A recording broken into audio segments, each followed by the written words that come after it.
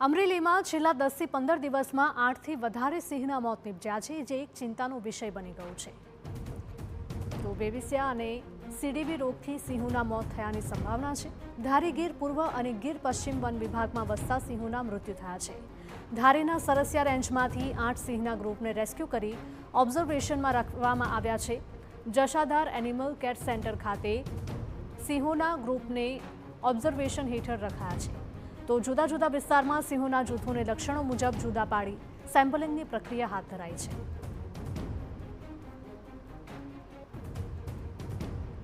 વર્ષ 2018માં દલખાણિયા રેન્જમાં સીડીવી નામના રોગથી 29થી પણ વધારે સિંહના મોત નિપજ્યા હતા. ત્યારે હાલમાં પણ ગીરમાં ભેદી રોગચાળાના કારણે કુલ 5 સિંહના મોત થયા છે. 3 સિંહ બાળ સહિત 5 સિંહોના કરુણ મૃત્યુ થયા છે. જસાધાર રેન્જ પર એક જ દિવસમાં 2 સિંહના મોત થયા છે. તો ગીર ગઢડા બોર્ડર પર એક જ દિવસમાં 2 સિંહના મોત. ત્યારે 8 વર્ષ પહેલા 23 સિંહનો ભોગ લેનાર વાયરસ ફરીથી દેખાવાની આશંકા છે. બેવિસિયા વાયરસને લઈને વન વિભાગની ટીમ એલર્ટ પર છે. ત્યારે હાલ તાત્કાલિક ધોરણે જુદા જુદા વિસ્તારમાં સિંહોના જૂથોને લક્ષણો મુજબ જુદા પાડી સેમ્પલિંગની પ્રક્રિયા શરૂ કરાઈ. વધુ માહિતી સાથે અમારા સંવાદદાતા જયદેવ કાઠી જોડાયા છે. જયદેવ, જણાવશો કે અમરેલીમાં છેલ્લા આપણે જોઈ રહ્યા છે કે 10 થી 15 દિવસમાં 8થી વધારે સિંહના મૃત્યુ થયા છે, જે એક ચિંતાનો વિષય છે. ડોક્ટર્સે શું કારણ આપ્યું?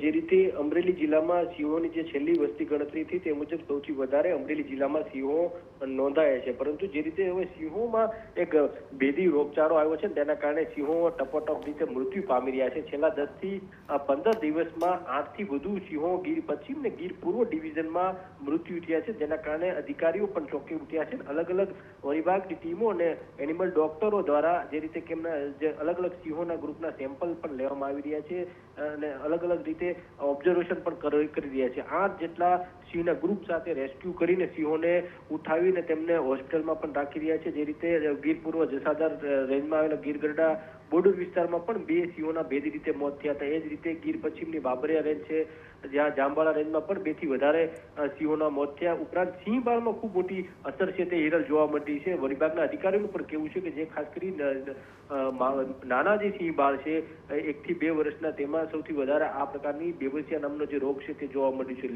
લીલિયા રેન્જ હોય, સાવરકુંડલા રેન્જ હોય કે ધારી ગીર પૂર્વની સરસિયા રેન્જ, જ્યાં સિંહ બાળના મોત થઈ રહી છે. એટલે વન વિભાગના જે પીસીએફ જયપાલસિંહ રાઠોડ છે તેમની સાથે પણ ટેલિફોનિક વાતચીતથી તેમને પણ કહ્યું કે અમે સતત મોનિટરિંગ કરી રહ્યા છીએ અને આ પ્રકારના રોગથી અમે બચાવવાનો પ્રયાસ કરી રહ્યા છીએ. પરંતુ વારંવાર મહત્વની બાબત એ છે આ પ્રકારની ઘટના બને છે. 2018ની વાત કરીએ તો 23 ઉપરાંતના સિંહોના ધારી ગીર પૂર્વમાં મોત થયા હતા. ત્યારે પરિવાર આ પ્રકારની ઘટનાનું પુનરાવર્તન થઈ રહ્યું છે. હિરલ, બિલકુલ, માહિતી બદલ આપનો આભાર.